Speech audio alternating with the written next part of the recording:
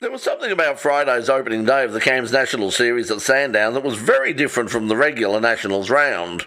The whole place had a vibe of a much bigger meeting. The level of professionalism seemed to ramp up a few notches.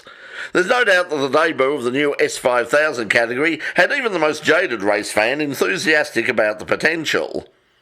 The growth of TCR has already moved the series up several rungs, but this weekend the touring cars are definitely playing second fiddle to the spiritual successor to the classic Formula 5000s.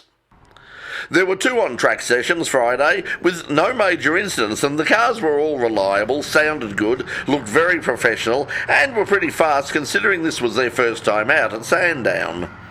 Fastest time went to S5000 test driver Tim Macrow, who was the first to drop into the sixes. Quick, but still off the record pace set by Tom Tweedy in his 40-year-old Chevron Formula 5000. We've got the development car that we did use for some of the testing, and we've given that a rebuild, so it's all up to spec and all that sort of stuff. So it's been a big couple of weeks, but yeah, I'm really happy with the car. It's a blast to drive, and I love Sandown as well, so it's win-win. Competing against Rubens Barrichello, what's that been like? Yeah, it's pretty cool actually, because I was just speaking to him then. I remember meeting him back in '94 when we had a go-kart race in the middle of Adelaide Grand Prix, and he came down and drove one of the karts, and he's just a really nice guy, and it's really cool to race against somebody like that. And then you got guys like John Martin as well, who's done a lot of racing, and then you look at the field, there's some really good drivers in the category this weekend, so it's going to be fun.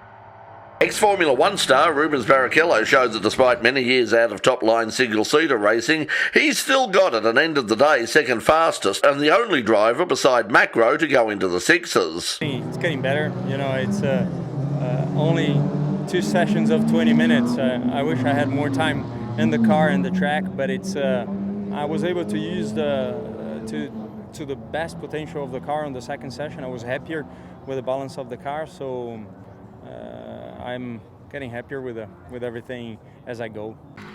John Martin was also very fast and clearly loved every second behind the wheel of the new car. Yeah, pretty good. Like, we just sort of snuck up on the whole thing, really. Car was a little bit out of the window, I guess, for practice 1, but yeah, the AJoy boys sort of smartened it up a lot for P2.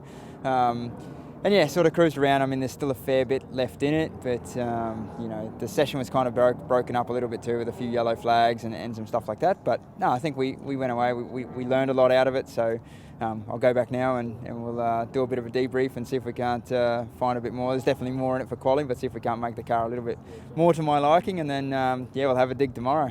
The day ended with a media conference where Barrichello expressed an interest in returning for more S5000 racing, as well as restating his desire to race a supercar at Mount Panorama. I'm only on simulators, and the fact that I wish one time I'll do the V8s as well. That is, like I said before, it's on a bucket list. The S5000s return Saturday for qualifying and their first qualifying race at 2:40 p.m. This race will be streamed live via the Nationals website.